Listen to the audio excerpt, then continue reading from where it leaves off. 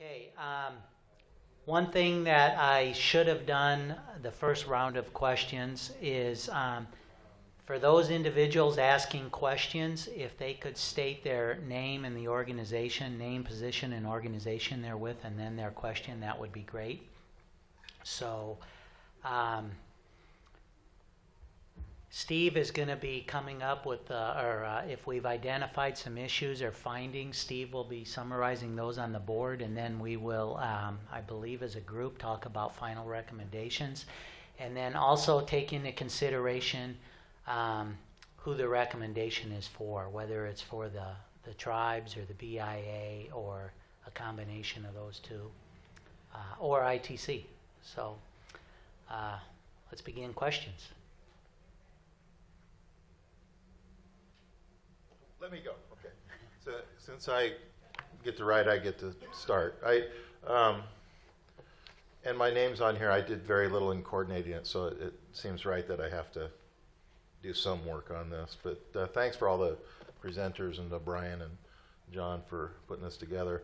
I read the kind of the white paper on the BIA, and it still seemed some questions, especially in Jonathan's presentation, about the BIA's role. And then if you read in the white paper, which is sort of a synthesis of what the solicitor said, and then here's what this, the answer is no, but, and then it says no, but, and and then it says, is this a trust asset? And and if it's not a trust asset, what are the tax implications? And if you use an Indian Land Assistance account, that's supposed to be non-taxed, and so there's all sorts of some kind of BIA questions, I think. So mine is framed in that context, and I won't write this whole thing out, but I think one of the findings that I found sitting here today is that although the BIA Solicitor's Office has provided an opinion on the carbon sequestration as it relates to the BIA and tribes, there still remains some confusion within the BIA and the central, regional, and local levels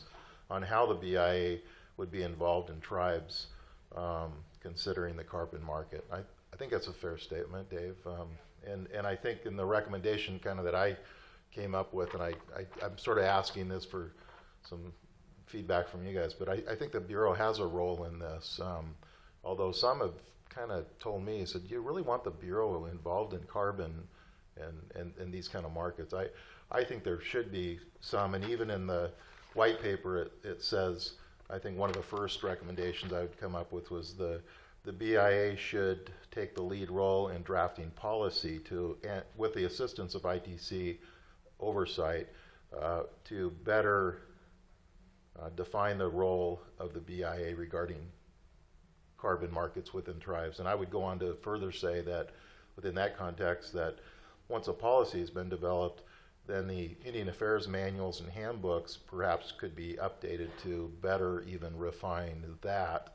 And further, a recommendation might be that the BIA should consider training for, selected folks, maybe in BOFARP, to provide some technical assistance relating to it, especially in the case of analyzing data to help with, carbon markets. There's now, software available, things like that. Maybe that could be a BIA role. So I kind of throw that out. Food for thought. And since I'm writing, I'm going to kind of put that down as one thought. Okay, and I have the other microphone, so I have one concern. John DeGrow with the Nez Perce tribe. And I heard earlier James with the UROC, he was saying within a given year, they can play the market and sell either carbon or timber, depending on the market. Well, the BIA performance measures are all based on timber. We have an allowable cut, that's our target. To meet the BIA's target, we have to get the cutout.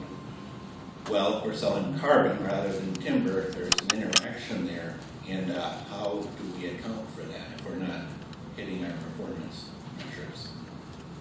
So there is an interaction. A trust asset is timber, and carbon's not a trust asset. So that's a finding. That would be a finding. But in a sense, the carbon, although it's not a trust asset, when it gets sequestered, it becomes part of the tree, which is a trust asset. So somehow it's becoming something you can't see in taste is something that you can see in sales. you're building inventory, and that inventory has value, but until you cut it, you're not getting the value for the timber, the logs.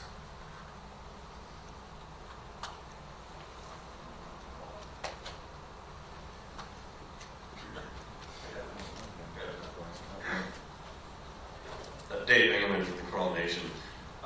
Steve, one of the findings, we kind of tried to talk about it a little bit, but talked to a lot of tribes over the last few years, and I think there's a finding that tribes don't really have a good grasp of we see the process here, but the actual mechanics and what the value is. And you mentioned the recommendation, which I would support as well, and that's to have somebody like BOFAR possibly do some type of preliminary analysis as to what is the possibility on different reservations. They have the information so that a tribe can determine whether you even want to get into it. And we've talked to a number of folks about carbon sequestration, but we really don't have a good solid idea of the number, the dollars. And I didn't see any dollar figures put out here today. How do you know whether you should even get into it? How much time do you want to devote for staff? So having some type of analysis tool, and John mentioned his tool today that I'm going to look up and see if it's something that we could get some kind of an idea about it, or if anybody's willing to come out and do a free analysis, that might be really nice too.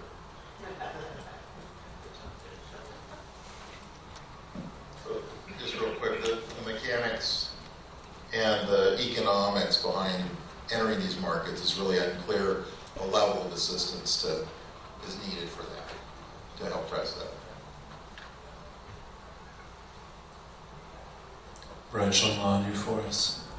I have two recommendations and then a couple notes. One, which I've mentioned to John and others, I think it's been noticeable that I think some sort of email distribution list that's tribal only, or to facilitate communication for those interested in this topic would be helpful, or a forum in which there's links to the actual program documents so as tribes can do their own independent due diligence.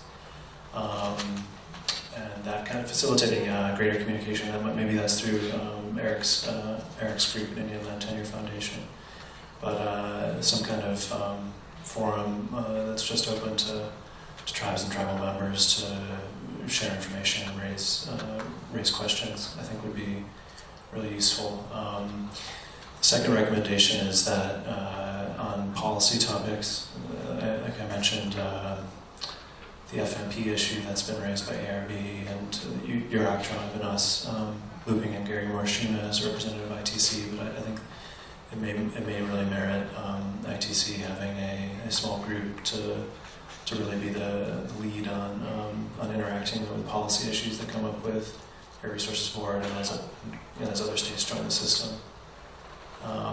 So those would be, two recommendations that I throw out there. And then I had a couple of comments related to issues raised this afternoon. One was related to fire, and that's been a real topic throughout the last couple of days. The protocol doesn't require maintenance of your current stocks. It does involve provisions for reducing stocks, and for a lot of tribes that might be backed up on fire treatments or thinning, it's important to plan for that. And for example, the Round Valley, who are in a fire-prone area, they've reserved a good percentage of the credits that were issued so that they can engage in those kind of management tasks. And then the last point I make is related to inventory, and it's also related to these long-term costs. And that the inventory that you start out with, you don't have to maintain every inventory plot over 100 years. And most forest landowners are going to be considering working with one of these projects until they get the forest to the point where they want to, where they have a maximum sustained yield, a culmination of median annual increment, and they want to cut. They want to harvest 100% of growth thereafter. And at that point, landowners really be mothballing projects, and you can significantly reduce the number of inventory plots and reduce your long-term costs. That's an important consideration to think about as tribes are developing these projects. And lastly, sort of careful upfront work on the project area. And White Mountain Apache mentioned the zoning. There's also Passamaquoddy. The Yurok tribe really carved out areas that were sensitive, where they wanted to do project development. So thinking about that in advance, and then they said, okay, maximize credits within this project area. Figure out the best area within this area, but we want to make sure that these areas and that areas, that kind of planning in advance, I think is really important, and not to rush that. So.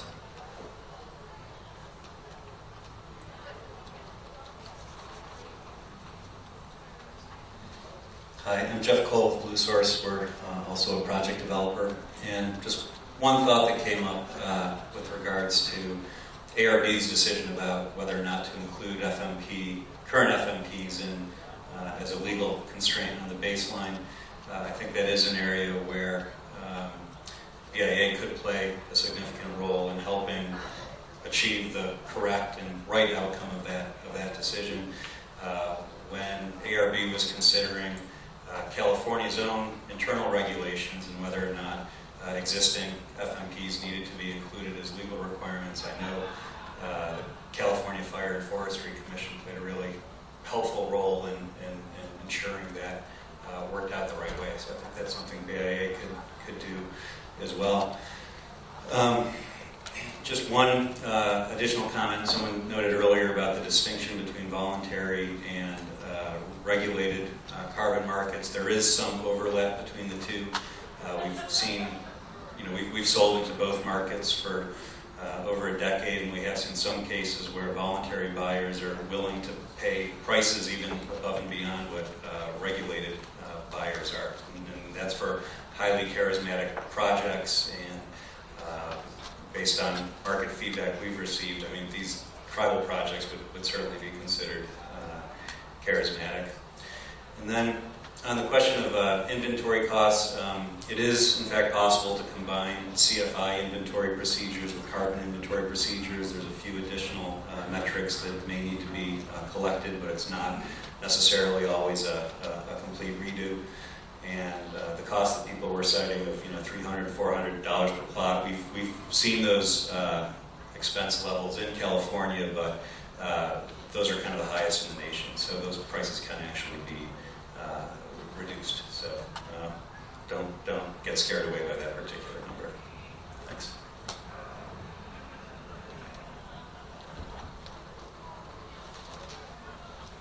Any other questions? Thoughts, findings? Eric?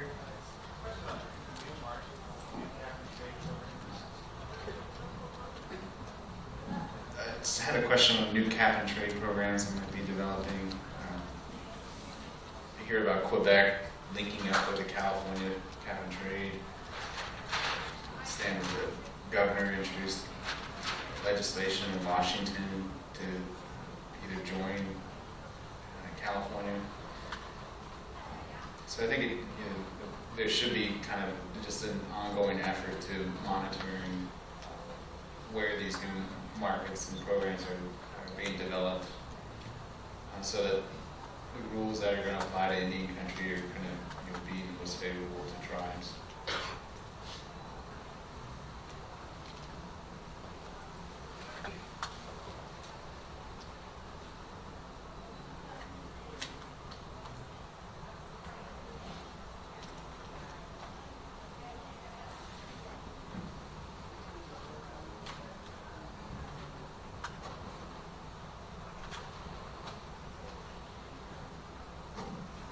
This isn't a planning or recommendation, but I got a question for anybody who deals with this on the ground. When Jim presented his from Yurok, he obviously was following the public land survey. I saw when Jonathan was presenting his map, he kind of had patches all over the place. My question is, how do you nail down on the ground what actual property is involved in the carbon project? Anybody have an idea? There you go, Jonathan. How'd you do it? Jonathan, White Mountain Apache Tribe. Well, when we did ours, it was, there was a bunch of initial analysis just looking at stocking levels initially. We had just finished doing a forest inventory analysis a couple of years prior. So we had that FIA document, and Randy Fuller from the BIA, he helped he worked with Charles and others, look at areas on the ground just from that document that showed high stocking levels that met those super sections, that common practice baseline. What did we have? And then we also looked at, from on the ground for us, it was what area of our forest isn't as managed as heavy for timber. Those high elevation areas aren't as managed as much. The patches of pink represented areas that are actively managed, and then the other areas had special management emphasis areas that would, we didn't want to get into them because, just possible conflicts. I mean, we could have entered some of those areas, but just because of possible conflicts with those other NDAs, where the management emphasis, whether they're cultural or threatened endangered species, whatever they were, we wanted to leave those out. So it was just basically just kind of looking at it, and we chose such a large area encompassing those 9 timber units because if we started logging in 1 or 2 of them, if we did a timber sale starting in 1, the growth on the other 8 would compensate for what we removed from those. So I'm not sure if I'm answering your question completely. Chuck, I don't know if you have some feedback. Hey, John. My question is actually, how do you know on the ground that's the stand? Step over it, take a tree over it. Do you have the GPS, the unit boundaries? Like in a conservation easement, you have to know exactly where it is. How do you tell in your model landscape where the actual carbon area is? And having a management tool, like one of our projects, the landowner burns fairly frequently and does understory thinning, and so knowing you'll be burning on the project area, but knowing whether it's on or off is very important. So just having all of those boundaries in a GIS tool that's usable in the field is really important. And then you have an accuracy issue within the GPS location. But having that integrated into your property management system, and so that whether it's whatever tool whether it's loaded up onto your GPS unit or whatever tool you're using, it is important to have that set up. From the credit buyer, does he care where exactly that is coming from? Yeah, I mean, those are delineated in shapefiles and GIS. But I also did want to follow up on part of your question, Jonathan's comments. When you're looking at where your project's going to be, you got to weigh 2 things, right? The carbon benefit and revenue. But one thing we didn't really talk about today is risk. So invalidation risk, harvesting on the Mexican spotted owl greater than 40% could present a risk to the tribe. So there's different ways on large landscape projects to do multiple projects to kind of spread your risk across the project area. Costs more, but revenue is not everything. So in considering these projects, definitely go for the carbon, but also you got to weigh the invalidation risk as well. So careful thinking in development is important. What about putting it into the fire area so you get those credits afterwards from the insurance pool? As your consultant, I cannot recommend that. That's pretty.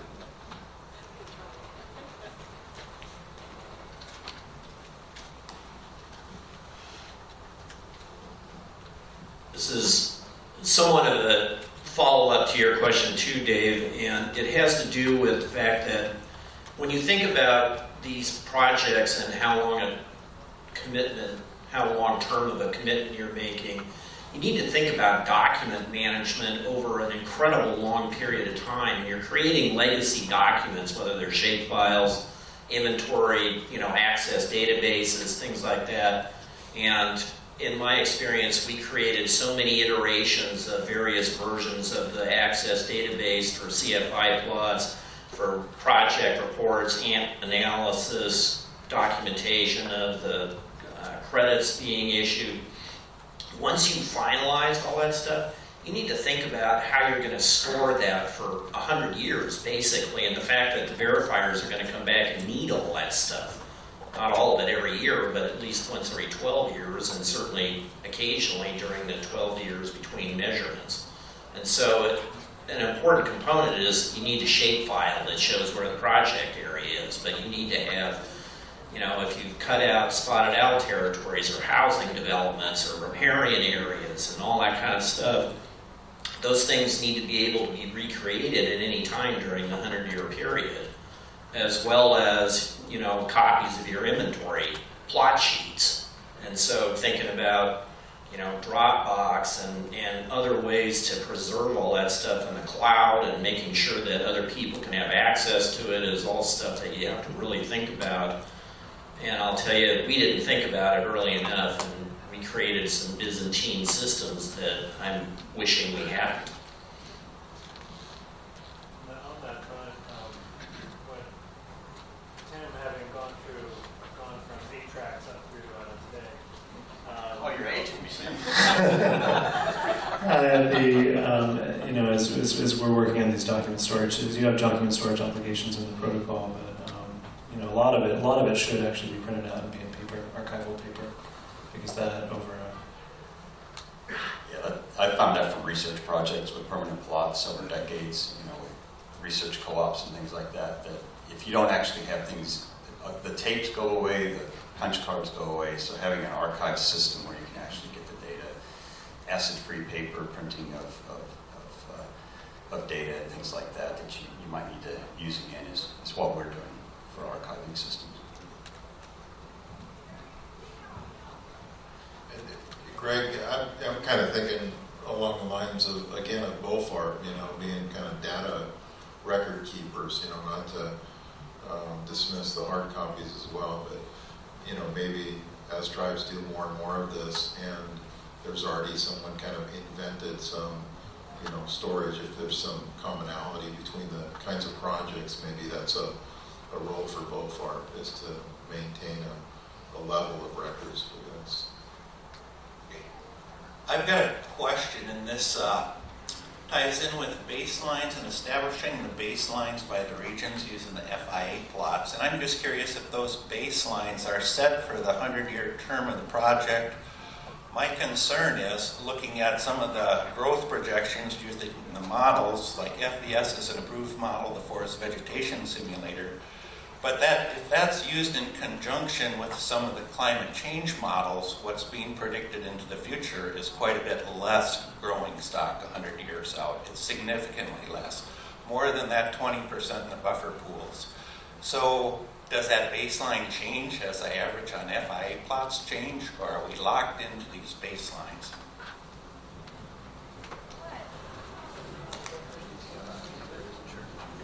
You are locked in unless you upgrade to the most current protocol. Then you can change your baseline. Which is after 25 years if you decide to mothball or... Oh, sorry. State name. Charles Kirsham, Spatial Informatics Group.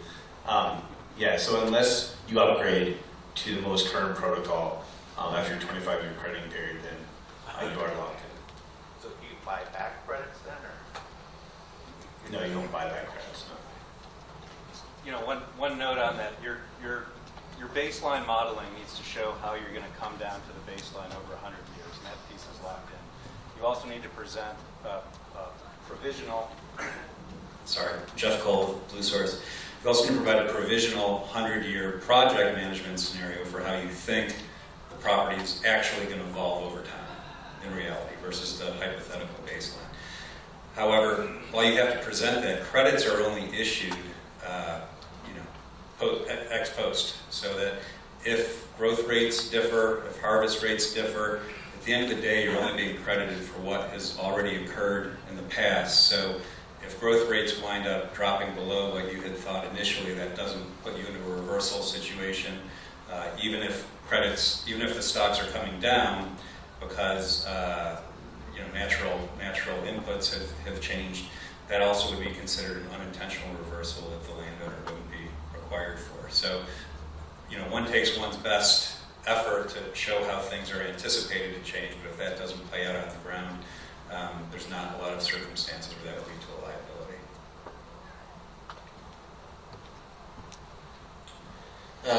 I'd like to ask more of a practical question. If you mentioned if you have a wildfire on the area, what about bugs, beetles, having a massive kill, especially southern pine beetle, where one of the recommendations is to go in and harvest not only the damaged trees, but the buffer around it. Are you negatively impacted for those types, or how do you mitigate it? Do you have to replant? I'm dealing with that questioning right now, and ARB does not know the answer. So you're asking about pre-salvage and pre-sanitation. That's the question, right?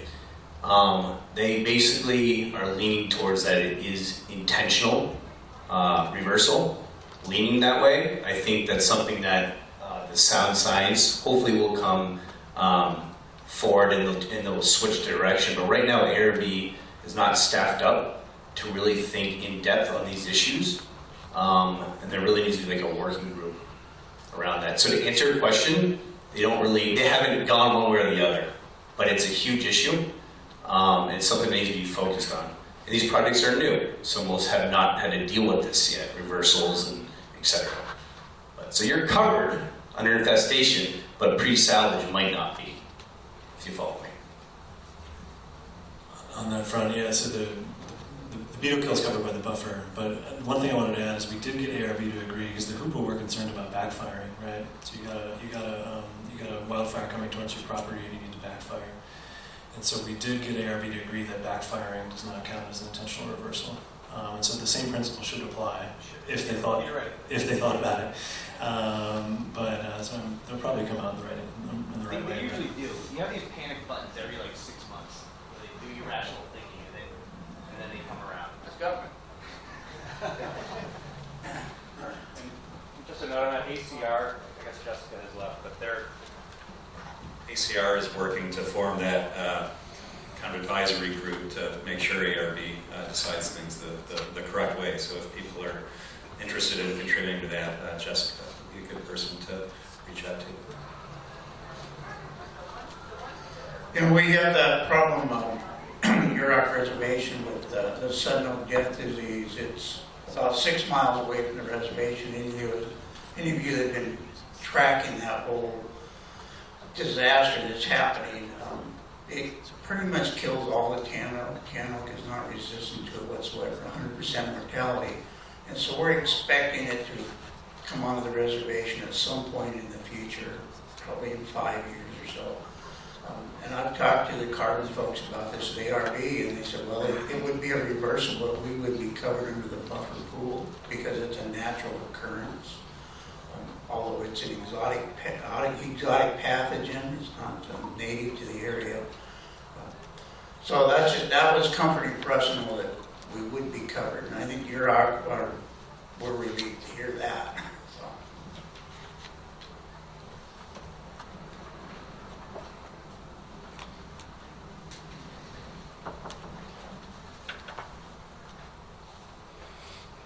First off, this is Dave Cope with the BIA. First off, thank you very much to all the panel members. I think it's been an excellent day and I've learned a heck of a lot. I echo, Steve, what you said about the BIA's involvement. If we're going to be having to modify forest management plans as a result of carbon sequestration agreements, then I think we definitely have a role to play, especially in the development of the policy. So I'll get with you on that. Also, BOFART being a potential data repository, we're in the process of modifying the whole info data structure and creating more robust database capabilities. So I'm thinking, there's going to be some opportunity to store some of this carbon data. And then I just want to echo what John said. What disturbs me more than anything, or what my ears perked up more than anything, is this whole concept of common baseline, common practice baseline, and how that's established. That freaks me out as a silviculturist. Are these baselines sustainable?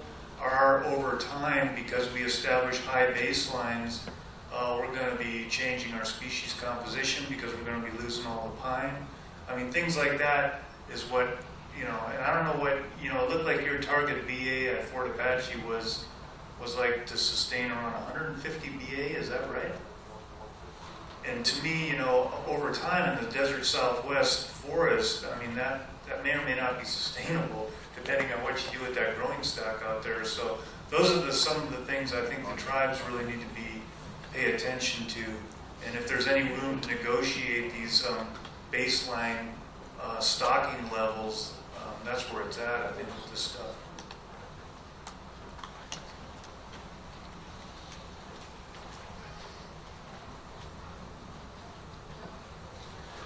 Dave, did you prepare this? Yeah, it came from Sean Hart, who's been tracking this stuff. Okay, so the only question I had was that are all of the regions up to speed? Are they all on the same page on this page? No. Yeah, that was just released today, right? Yeah. That paper. Okay.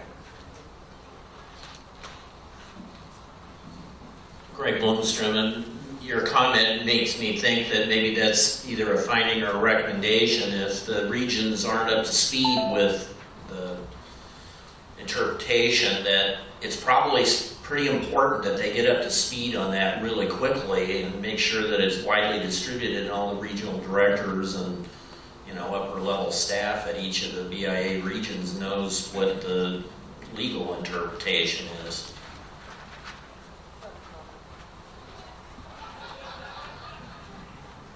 Okay, so my name is Amy Deschke. I'm the regional director for the Pacific region. And I think part of the paper that was passed out today, I'm not sure has been presented to the regions. So it's pretty hard to sit in this room and have an expectation that all the regions are on the same page when we haven't even had an internal discussion. I mean, just looking at it myself, I think some of the issues contradict themselves, and so there's obviously a lot of discussion that has to happen. That being said, the Pacific region has in fact signed 2 agreements. So.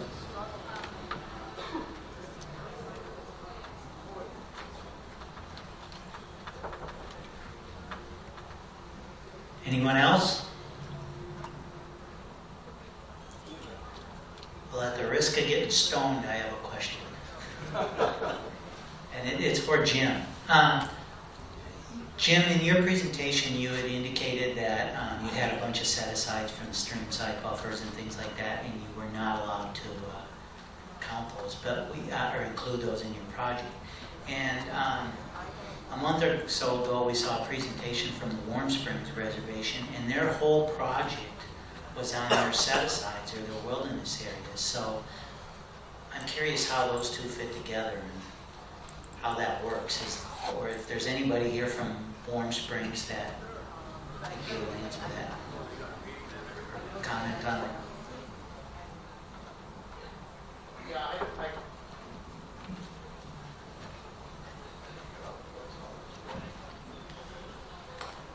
Yeah, I don't really see how that would work, as a wilderness area, except that you still are growing and sequestering carbon. I just think your baseline would be different, probably a lot higher. We had the same question presented to us about old growth redwood. Well, virtually even the privately held old growth redwood is all set aside in conservation easements along the north coast. Nobody's cutting it anymore. It's not being harvested. And so they said, well, what about put all that in a carbon and do a project? Look at the volume out there, the weight. Look at all those credits you have. So there's a lot of biomass standing on an acre of old growth. The problem is it's already set aside. So where do you start from? And I think that same thing may apply in the wilderness area. With the old growth redwood, everything is already in a conservation easement. It applies before the start of the project. Where do you go from there? Good question. Sorry, I don't have an answer. But these guys do. That's why they get paid the big bucks. Charles Kirschner from Spatial Informatics Group. Yeah, so you can include set-asides. It's just a question of, you don't even have to harvest or anything, but it's a question of, in your baseline modeling, can you include other land that you can hit it really hard to demonstrate that that baseline will go down far enough to your common practice? It's a aerial weighted average. So you can't put you wouldn't be able to demonstrate your baseline. If you put all your set aside forever wild in your baseline, depending on the start date, you couldn't harvest it in your baseline. No, it wouldn't work. But you could include other land in that project area. You could harvest heavy and the set asides, and the weighted average would come down low enough. Does that make sense? It's a harvest scheduling question. It's also a jurisdictional issue. I'm not familiar with the Warm Springs project, but the URAC has a number of projects on fee land outside the reservation boundary. And so in those situations, the projects were again, I'm familiar with the CKGG, but the project's been modeled with the California Forest Practice Rules in mind, which do require And the protocol requires state data management practices to be modeled as if they were mandatory. But on tribal lands, it's a different matter, because if a tribe has a buffer, that's an internal requirement that's not binding to any third-party legal authority, except as under NEPA, ESA, and so forth. And so it's also a jurisdictional issue to consider as you're looking at whether you can put a project on a watercourse area, as to whether it's actually legally feasible for you to harvest within that watercourse area. The other thing I would add to that is can it be withdrawn by tribal government? So if it can, if it's a voluntary measure, then it can be a carbon project because it can be timbered. It's just a change of policy.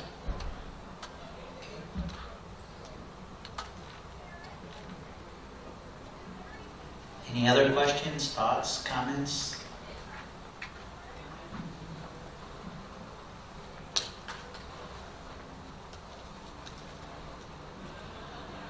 Okay. I knew we'd get one. Just a real quick question, and you guys might have said it, but this baseline, you can go below this baseline in any given number of years as long as the average is above the baseline, or is it like any time you hit below the baseline, you're in violation of your agreement? Oh, really? Okay, that's not good. That makes it more difficult. The one thing is the definition of baseline. Your project scenario is, there's a lot of confusion between baseline noise and project scenario. Your project scenario is what you're going to do going forward. Your baseline is a theoretical harvest schedule that you're demonstrating in theory. So if you go below that, yes, your project's terminated, the baseline. But you can go below your initial stocking, Oh, yeah. yeah, and then be a reversal. I just want to point that out. A lot of people do conflict the baseline and the, so you can't go below your baseline.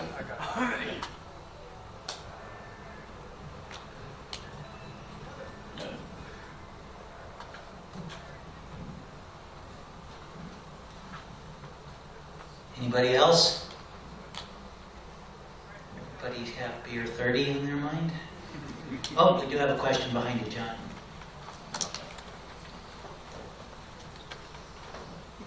Can somebody give me a 60-second dissertation on the difference between the alternative and the compliance programs? Voluntary. The voluntary, sorry. I can quick stab at that.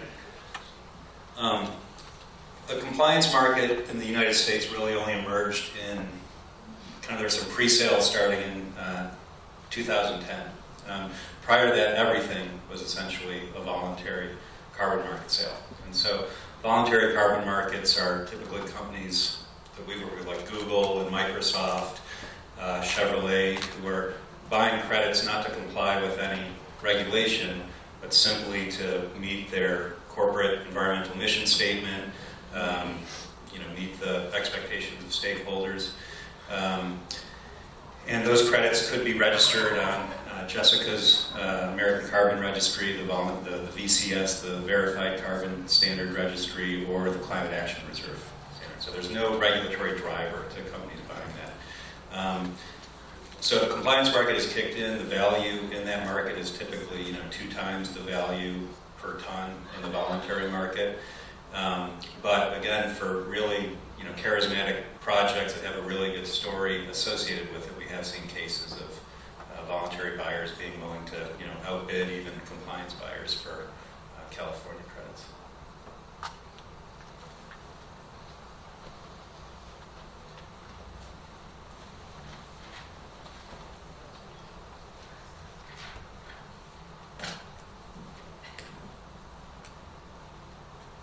Anybody else? Okay, well, I had a couple of other things written down. Having never moderated one of these workshops before, I can sense that everybody is wanting to leave. You're a pro. So, where do we go from here? If we've got some other thoughts, do we talk them out internally, or when we develop these? Okay. Meeting adjourned? No. Once again, let's thank all of our speakers for all of their time and efforts in developing their presentations and their travel. And hope it was informative and educational for everybody. Your evaluations, you can give them to me or John or Steve, and we will see that they get in the right place. With that, let's once again thank all of our speakers and have a safe trip home.